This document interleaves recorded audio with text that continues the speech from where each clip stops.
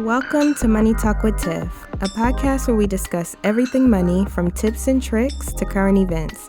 Follow me on my journey to become debt-free and meet other cool people along the way. I am your host, Tiffany Grant. Now let's talk money. Hey everyone, and welcome to another episode of the Money Talk with Tiff podcast. Now, I am so beside myself with the guest that I have on today.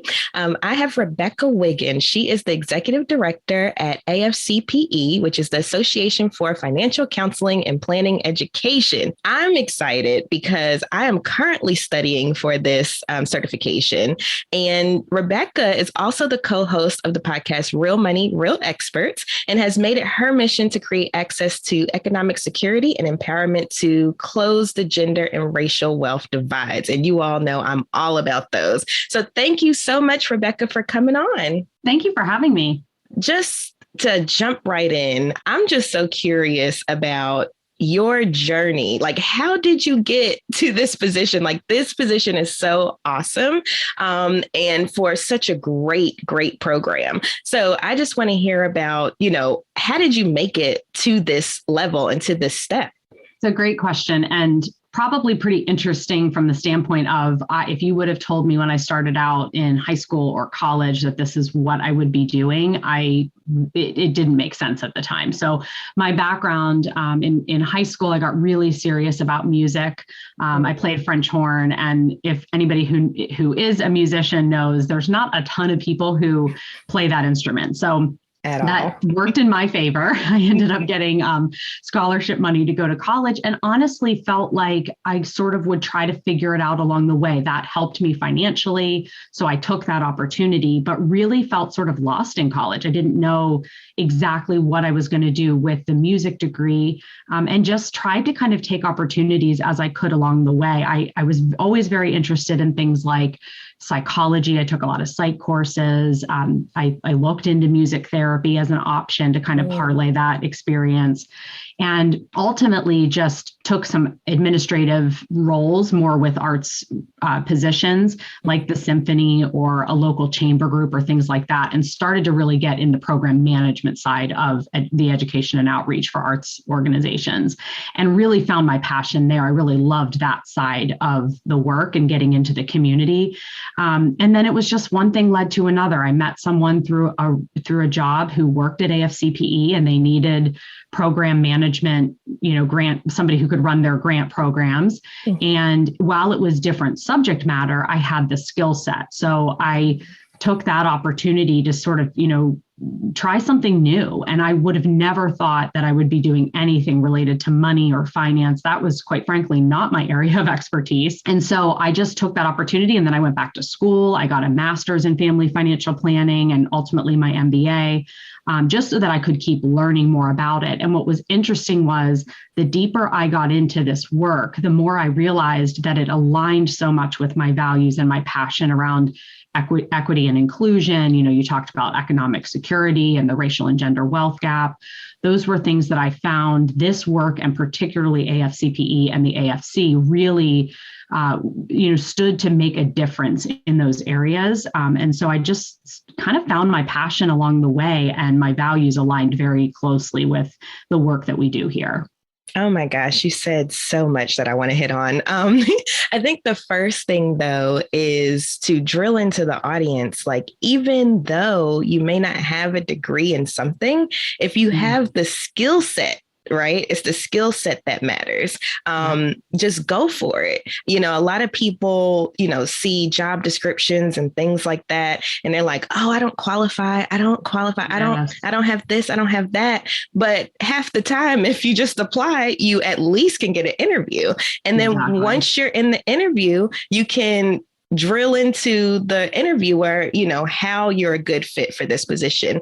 And my background is in HR. So when I had my corporate career, and I tell people most of the time, it's not what you know, it's who you know. And so like you said, you knew somebody at AFCPE, and that's how you got your foot in the door. So if you didn't take anything else from Rebecca's story, it's A, go for it. And then B, make sure you network and build your network. So that way you can get these opportunities. That's so true. Yes, yes, yes, yes. And I think sometimes too, we look at other people and think like, oh, she's running this national organization. She, what did she do, or that she's different than me to get to that? I'm no different than any of your listeners. The difference for me was that because I was lost, I did take a lot of calls and meetings and made sure that I got to know people, because I was just trying to seek out what was my interest, where did my skill sets align well with a career path. And you're exactly right. It's about relationship building, that once people see who you are and what your passions are, then they help you get to that next step. And I think you're right too about, looking at job descriptions and sort of counting yourself out early. I think that's primarily something, that happens more often with women, and something to kind of be thinking about, that, just because they have something listed as a requirement, or even, something that is recommended that you have, whether that's a degree or specific experience, oftentimes you do have lived experience that you could, make the case for, or show why you have expertise, or bring a different perspective to the table. So I think those are things, not to look at other people and think, well, their path must have been, this straight and narrow direction, and she probably always knew she was going to run an organization. Absolutely not. I would have never thought I would be in this position. And I think, the more you can just say yes to opportunities to meet people, and just stay curious about who you are and how you're growing and what your interests are. Absolutely. And I love your story because it kind of mirrors mine, but in a different way. And I say that because when I started Money Talk with Tiff, I was in HR with no type of financial background whatsoever. The most financial background I had was all the reading and listening and reading like Kiplinger and Money Magazine and things like that. And that's how I learned most of the stuff that I know today. And so don't discount, the extracurricular activities that you do, because that could be it's all about and how you package it, whether it's, going for a new position or doing it for your own business. It's always how you package it. So now that we're talking a little bit about AFCPE, just so my audience is aware, because, as my audience and consumers, customers, clients, whatever the case may be, a lot of people don't really know or understand what these certifications are, these financial certifications are. So just to start, who is AFCPE? Sure. It's a great question. So AFCPE, as you said at the outset, it's a mouthful, Association for Financial Counseling and Planning Education. We are a national nonprofit association. So think about, your typical membership association where professionals belong to the organization to network, to get, the latest and greatest resources and tools, research. We have an annual conference, that sort of thing. But AFCPE also certifies financial counselors. And actually, why we exist and our mission really is to ensure that highest level of knowledge and skill for the profession. So as you said, a lot of people don't understand that financial counselors exist, are highly trained. There's certifications out there for it. Oftentimes we hear credit counseling, or you see commercials for credit counseling agencies, or you understand, the Charles Schwabs of the world and the financial advisors who are really focused more on building wealth with clients. We really exist for that sort of open middle area where I would say the vast majority of people, and specifically Americans, really live, where you need help getting an active budget that really reflects your values, not some cookie cutter, prescriptive approach, but, this really good spending and savings plan that helps you get out of debt, that really addresses the nuances that money brings to your life. And that's really what our association exists for, those professionals, so that they serve clients in a really comprehensive and, quite frankly, culturally competent way as well. Oh my gosh. And this is why, y'all, I decided to study for this certification because okay, so a moment of transparency here, right? I've always been interested in psychology and the way people think, but I didn't want to go to school for that long. And then afterwards, you have to do your clinicals and things like that. And I was like, oh my gosh, it's going to take forever. So I was that was like, part of my decision as well. See? Parallel lives.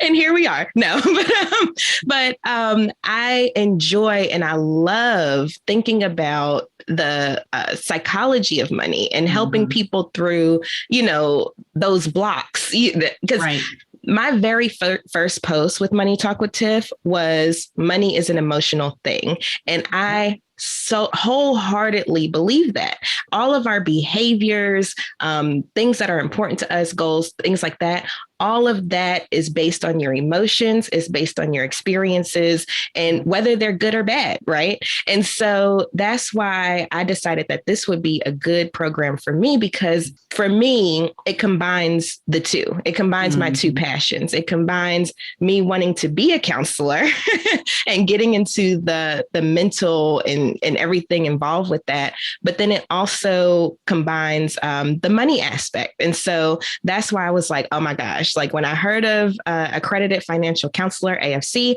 I was like, I have to go for this because this perfectly aligns with what my mission is when it comes to my brand and what I try to do for my audience. So I love this program. And so far, I have been studying with the materials. And when I say the stuff makes so much sense. And I have clients currently. And as I'm studying, I'm introducing some of these new concepts and new things that I can do with them to get to, where we need to go. And so that's why I'm like, it's just so important. But AFC is not the only certification out there for financial professionals. Is that correct?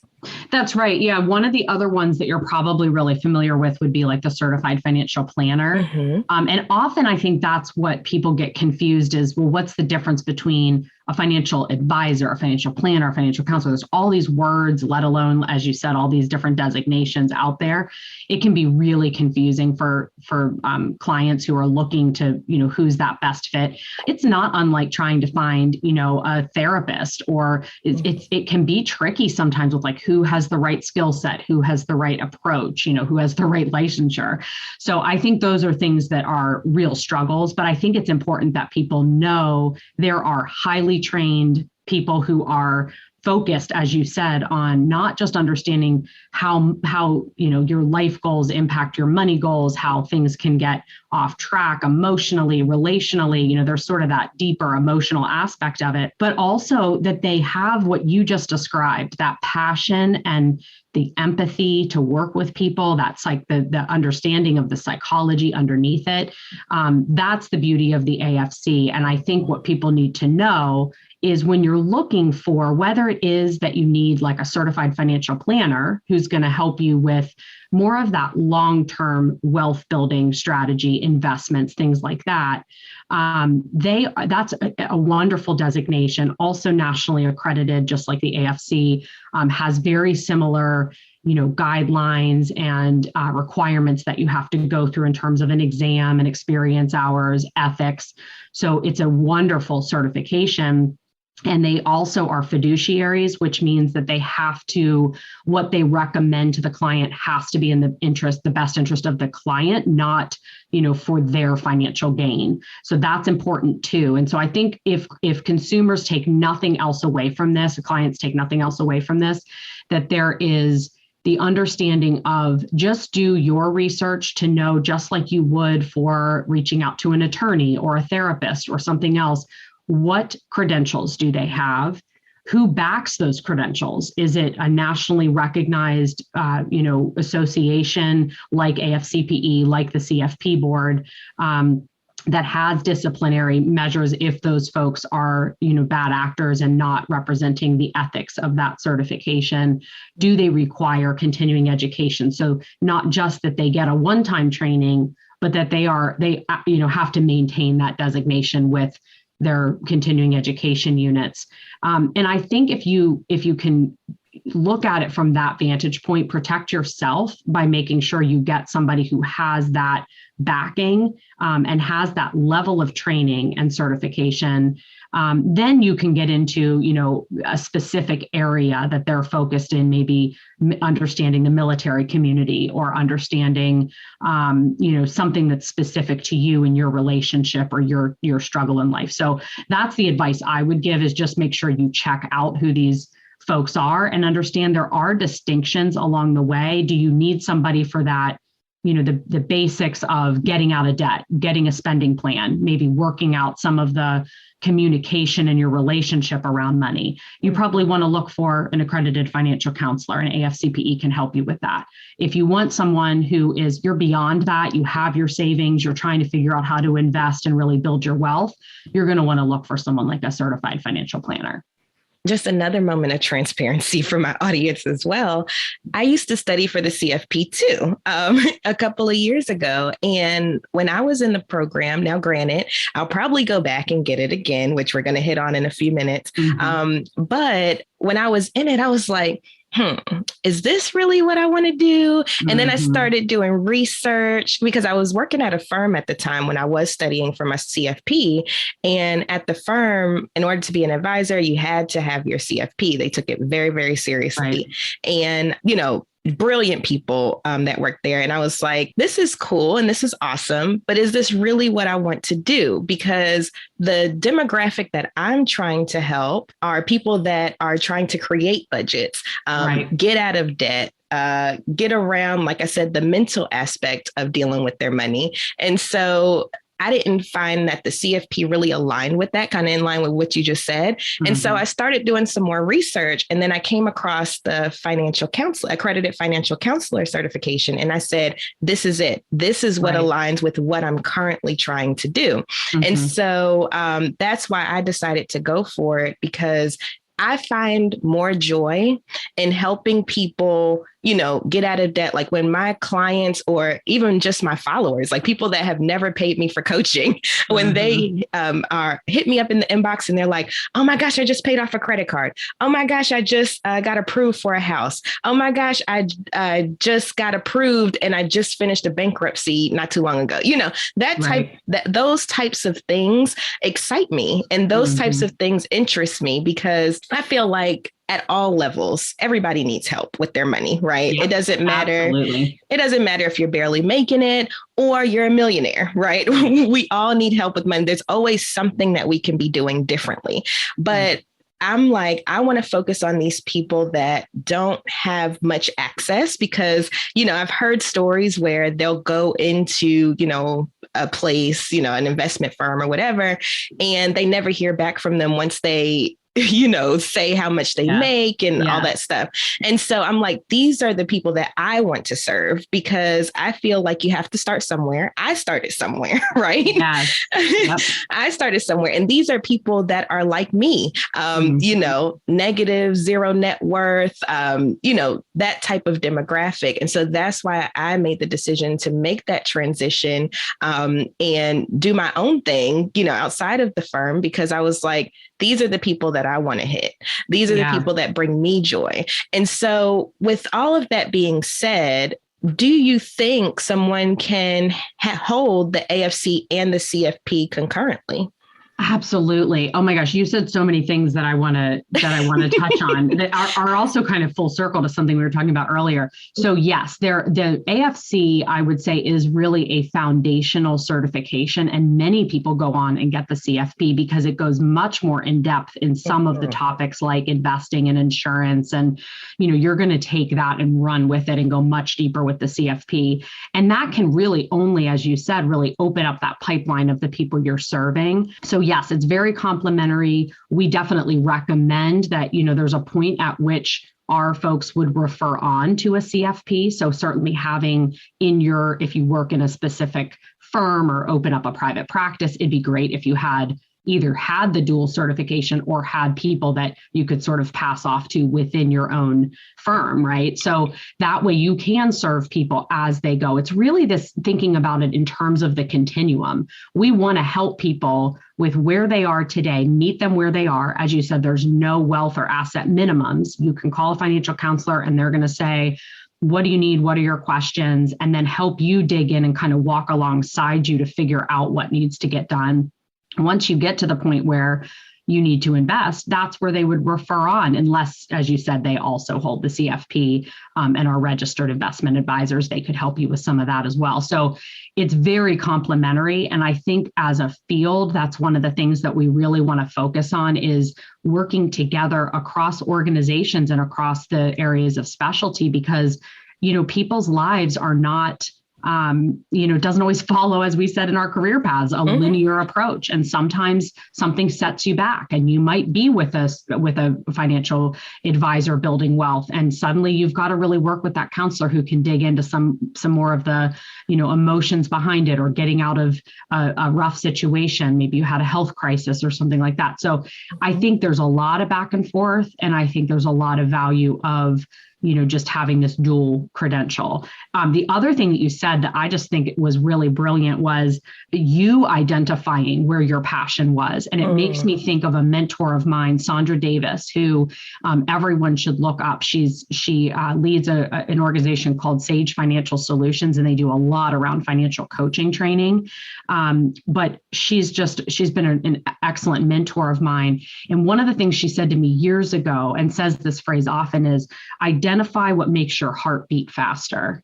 And when you're talking about your career path, I think those are things that help you identify who do you want to serve specifically, right? And there are financial planners who have that same moment of like, oh, I saw my client achieve this goal that they had. And so it's not just an AFC thing, right? That passion exists all across the whatever career path you're in.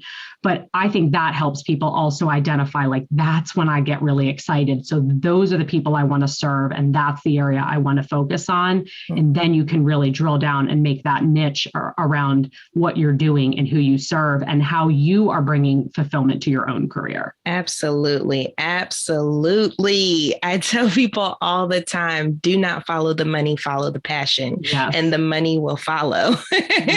So whatever it is that you're passionate about, audience, please start it.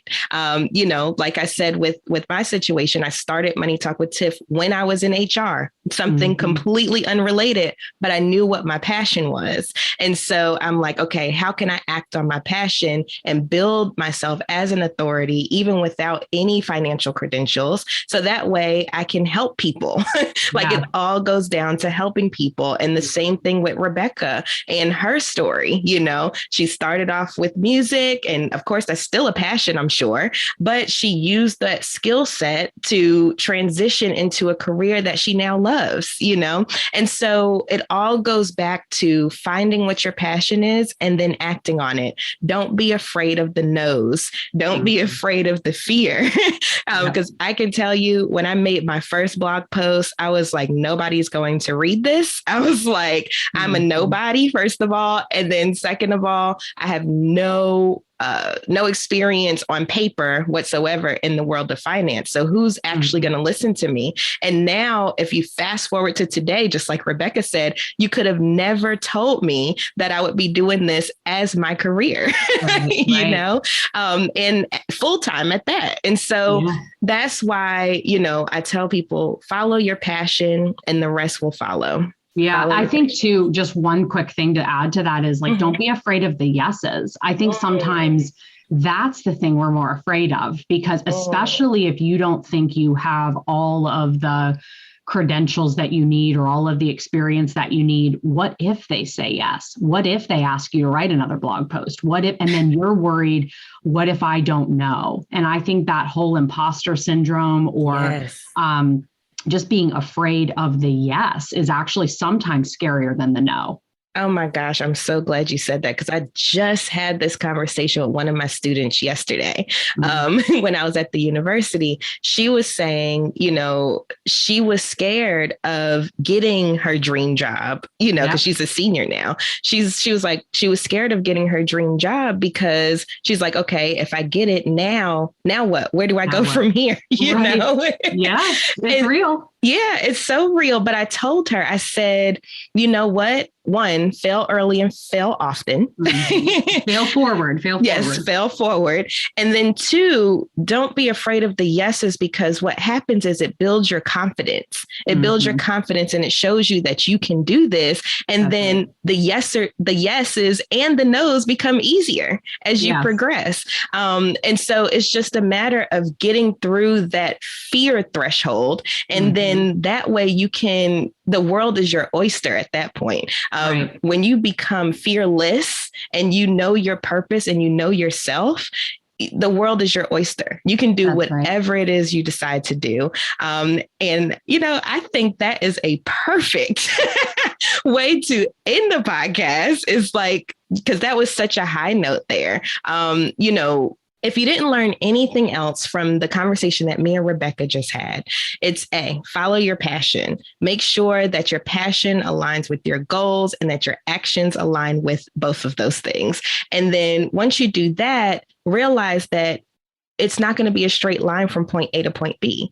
Your journey may have twists and turns and all types of things. I know Rebecca said that she made her transition. I've had like 3 or 4 different careers by this point, and I'm only 30, And so your path may not be a straight line, but don't get discouraged. Okay. And then C, make sure that when you are evaluating a financial professional or whomever, that you are understanding what these certifications mean. And, we've talked about the big 2, the AFC and the CFP. There are a few other ones out there as well, but those are the 2 big ones, and understand what that means when it comes to working with you. So we kind of broke down what the difference between an AFC and a CFP is. So if you're looking for someone that's more in line with, debt management and budgeting and things like that would probably fall more in line with the AFC. And then if you're looking for someone, once you get past that point and you're looking for investment strategies, tax strategies, things like that, then that will fall more in line with the CFP. And so it's your job as the consumer, as the client, to do your due diligence and do your research on who you're trusting, because this is a trust thing, right? Who you're trusting with teaching you and giving you the information that you need. And it's funny. I said we were going to end, but y'all know me. I was telling people on my social media the other day, be careful with what you learn on TikTok and, things like that, because it's been taken off. And, people send me stuff all the time like, Tiffany, is this true? Tiffany, is this true? Should I do this? Should I do that? And there's a lot of good content out there, but there's a lot of not so good content out there. Exactly. And so it's up to you as the consumer, as the client, or whatever, to do your due diligence before you start enacting these steps. And if you don't know what they're talking about, hire an AFC, hire a CFP, hire someone to be that guide for you. Yep. Can I add one more thing too? Yes, please. Sure. I think the other thing that's important to know is that you're not alone. Most of us were not taught these things in school. And while that's starting to change a bit, I think there's a lot of shame around, I probably should know this, or I should be able to put together a budget that works. Why is this so hard for me? Or why do we keep fighting about money, or whatever the issue might be? And I think for people to know, the other takeaway is it's okay to ask for help. And as you said, make sure you're asking people who are qualified to answer that, but also that there are people who will literally come alongside you with no judgment, that have oftentimes walked in your shoes. And that's what made them passionate about going and getting that certification, much like you, Tiffany. And so I think just understanding it's okay to ask for help, and that there's no shame involved in this. Most of us weren't taught these things. And so it's okay to say, I need some help, or I need a clarification on what this actually means and what all this jargon is. Absolutely. And also to add to that, going along with we weren't taught anything about we weren't taught anything about money. Also, we were taught to be quiet about money, Exactly. right? Yep. So it's like a double whammy. Not only were we not taught, but we were taught not to talk about it. And so that's why I made my platform Money Talk with Tiff, because I feel like once we have these conversations going and we talk more about money and make it less of a taboo subject, then we can get further as a people, as a community, as a country, as a world, at this point. And so, Amen. Yes. So you have to open up about these topics, have these conversations with your loved ones, with your kids, with your spouse, with your friends, with your family. And that's how we get past these blocks of not being taught these things in school. If something's not taught to you, you learn it on your own. And the way you learn it on your own is to have these conversations like me and Rebecca are having right now today. So please go out and have some more money talk about what the AFC is, what the CFP is. Now you have that knowledge under your belt and you can come to the table more prepared when you're ready to do an evaluation, So thank you so much, Rebecca. This was a very great motivational episode, even for myself, right? So if people were interested in finding out more about AFCPE or you even, how would they go about doing that? Sure. You can find us at afcpe.org, and there's lots of information about how to get connected with a counselor as well. You can find me on LinkedIn. I'm on Twitter. AFCPE is all over social media as well, and oftentimes posts really great articles that you might find interesting as well. So I would just say, look us up on social, go to the website, and certainly reach out if you have any questions. Absolutely. Absolutely. Thank you so much, Rebecca, for coming on the show today. This was a wonderful conversation, and I look forward to getting my AFC. Yes. Awesome. Congratulations. And thank you so much for having me. This was a great conversation. Thank you for listening to the Money Talk with Tiff podcast. For free resources and materials, head over to moneytalkwitht.com. And while you're there, why not sign up for our newsletter so you'll never miss an episode? Talk to you soon.